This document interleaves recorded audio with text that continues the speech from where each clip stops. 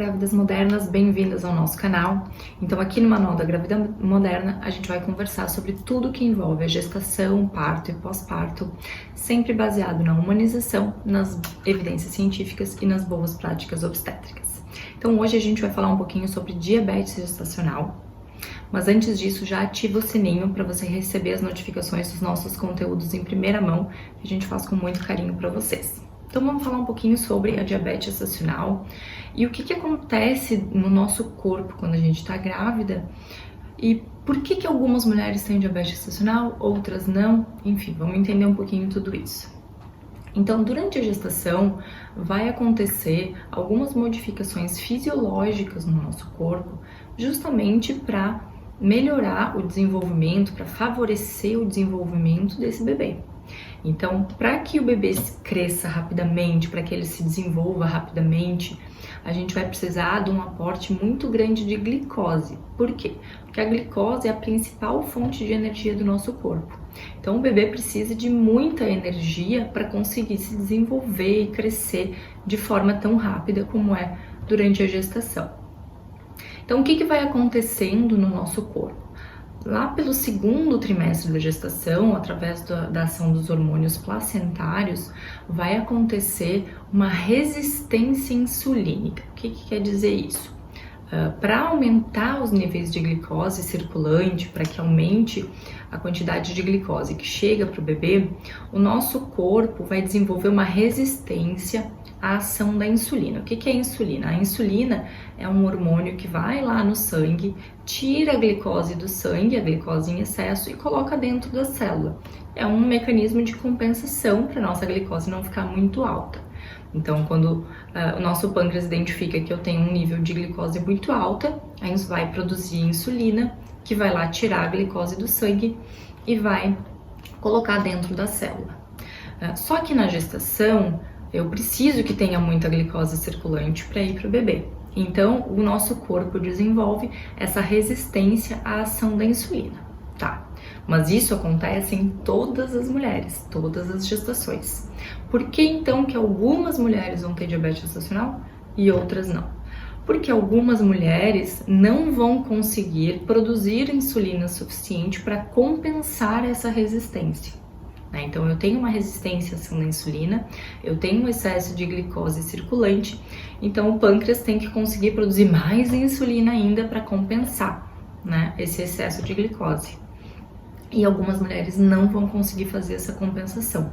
Então, é por isso que algumas mulheres vão ter diabetes gestacional, mesmo que tenha, que não tenha fator de risco, que tenha uma dieta boa, que faça atividade física, mesmo assim, essa mulher pode desenvolver diabetes gestacional por esse defeito, no mecanismo de compensação da produção de insulina. E é por isso que a gente tem que rastrear a diabetes gestacional em todas as mulheres, todas as gestantes, em todas as gestações, porque isso pode acontecer sem nenhum fator de risco associado. Sabendo disso, como é que eu faço o diagnóstico de diabetes gestacional? Então, lá no primeiro trimestre, na primeira consulta de pré-natal, o seu médico já vai lhe pedir uma série de exames, dentro deles a glicose, então a glicemia de jejum. Então, a glicemia de jejum que é feita no primeiro trimestre, ela deve ser menor do que 92. Se ela for 92 ou mais, significa que você tem diabetes gestacional. Se ela for maior do que 126, a sua glicemia de jejum, significa que muito provavelmente você já tinha diabetes gestacional, já tinha diabetes antes da gestação, Então a sua diabetes é prévia à gestação, por isso um nível tão alto assim no início, tá? Agora, deu normal, seu exame veio normal, veio menor do que 92, seguiu a vida. Depois das 24 semanas, especificamente entre 24 e 28 semanas, a gente vai fazer um novo rastreamento. Como que a gente vai fazer isso? Por que tem que ser primeiro? Por que tem que ser entre 24 e 28 semanas? Tem que ser depois das 24 semanas, porque é o auge do nosso mecanismo de adaptação, O nosso corpo está se adaptando, aos hormônios placentários. Então, a gente ainda não atingiu o auge dessa adaptação, dessa compensação. Então, se eu fizer antes, eu posso deixar de fazer o diagnóstico. Então, tem que ser depois de 24 semanas esse exame. E aí, você vai fazer o quê? aquele exame do líquido doce, né? Vai ingerir o líquido doce para fazer os exames de glicemia. Então, como é que vai ser? Você vai fazer uma medida em jejum da avaliação da glicemia, vai tomar o líquido doce e vai avaliar 1 hora e 2 horas depois da ingesta desse líquido. Então, se qualquer uma dessas 3 medidas vier alterado, significa que você tem diabetes gestacional. Então, medida de jejum tem que ser menor do que 92, se for maior do que 92 ou mais, é diabetes gestacional. 1 hora depois tem que ser menor que 180, então se for 180 ou mais, é diabetes gestacional. E 2 horas depois tem que ser menor que 153. Então, se for 153 ou mais, também é diabetes gestacional. É bom lembrar que se você já teve o seu diagnóstico lá no início, na glicemia de jejum do primeiro trimestre, você não precisa fazer esse de tolerância.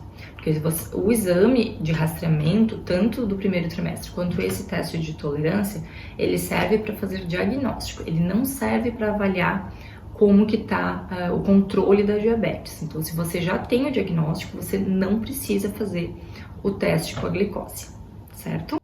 Tá, mas aí agora a gente já fez o diagnóstico, mas por que a gente fala tanto em diabetes gestacional?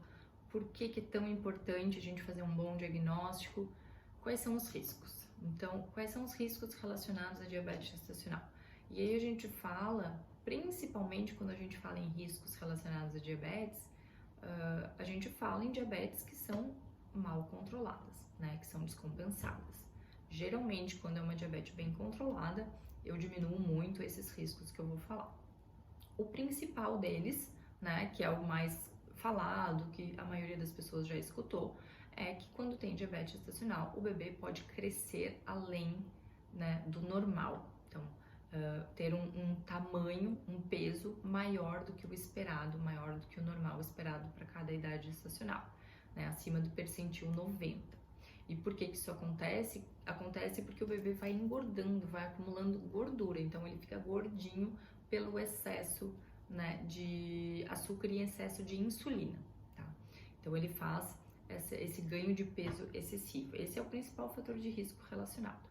Além disso, eu tenho riscos de malformações, principalmente quando eu tenho a diabetes antes da gestação, quando eu já tenho diabetes prévia à gestação, e aí no início da gestação ela está muito mal controlada, aí eu tenho um risco de malformação tanto cardíaca quanto do sistema nervoso central. Então, isso está muito relacionado a diabetes que já existem, né? E às vezes a mulher não controla ou nem sabe que tem ainda, né? Então, o excesso de açúcar, a hiperglicemia, no início da gestação pode provocar malformação.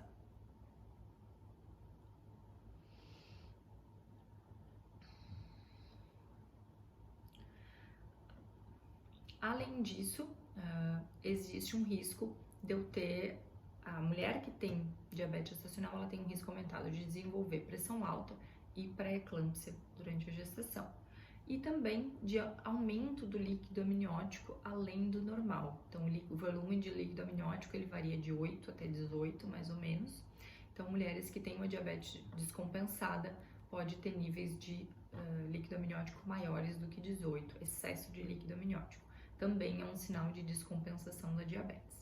E por esse motivo, né, existe um aumento de até 5 vezes no risco de trabalho de parto prematuro. Um outro risco que a gente não fala muito, né, porque a gente nunca quer assustar muito as mulheres em relação às doenças, enfim, aos riscos da gestação, mas existe um risco de morte intrauterina, né, geralmente relacionada, né, a morte intrauterina de bebês que estão grandes, que têm excesso de líquido, né, diabetes muito mal controladas, que fazem essas repercussões e fazem com que aumente muito a necessidade de oxigênio para suprir esse bebê, né? E aí existe um déficit nessa quantidade de oxigênio, e aí eu tenho um risco de óbito intrauterino, geralmente no final da gestação. Então, existe esse risco, infelizmente, mas muito relacionado à diabetes mal controlada, bebês grandes com excesso de líquido amniótico. E para o bebê depois que ele nasce, o que pode ter de consequência? Então, o principal é fazer hipoglicemia, né, logo que nasce, porque dentro do útero o bebê está acostumado, né, com o excesso de açúcar e com o excesso de insulina. Quando o bebê nasce, ele só vem com o excesso de insulina que está circulando no corpo dele. O açúcar que vem do sangue da mãe, ele não está mais vindo. Então, existe um risco maior, principalmente nas primeiras 24 horas, de cair muito os níveis de glicose no sangue do bebê por causa da insulina que ainda está circulando. Então, o bebê vai fazer controle de HGT, que é aquele exame que a gente faz no dedinho, o bebê faz no pé, a cada 4 horas, para avaliar, né, como é que tá ficando os níveis de açúcar no sangue dele. Por isso que é tão importante para a mãe, para todas as mães, mas para quem tem diabetes gestacional, a amamentação nas primeiras 24 horas, né, para fazer essa compensação dos níveis de glicose no sangue do bebê. E mulheres que têm diabetes gestacional, os bebês têm mais risco de fazer desconforto respiratório quando nascem. Por quê? Porque o excesso de açúcar, né, a diabetes gestacional provoca um atraso no desenvolvimento, no amadurecimento do pulmão. Então ele vai amadurecer por volta das 38 semanas e meia, uma semana e meia, 2 depois do normal. Então, se ele nascer muito antes, né, antes de 39 semanas principalmente, existe um risco bem grande dele ter essa descompensação respiratória, porque o pulmão ainda não amadureceu o suficiente. Outro risco que o bebê tem nessa fase, né, no início, logo que nasce, é de desenvolver icterícia, que é o amarelão. Então, um excesso de bilirrubina circulante, né, a diabetes gestacional é um fator de risco para desenvolver icterícia também. Mas aí como que a gente faz para evitar, né, tudo isso? Enfim, eu fiz um diagnóstico, né, eu tenho diabetes gestacional, eu sei os riscos que isso pode trazer para mim e para o meu bebê. Como é que eu faço para controlar? Como é que eu faço para evitar esses riscos? Então, toda mulher que tem esse diagnóstico de diabetes gestacional vai ter que fazer controle diariamente, dos níveis de açúcar no sangue até o final da gestação.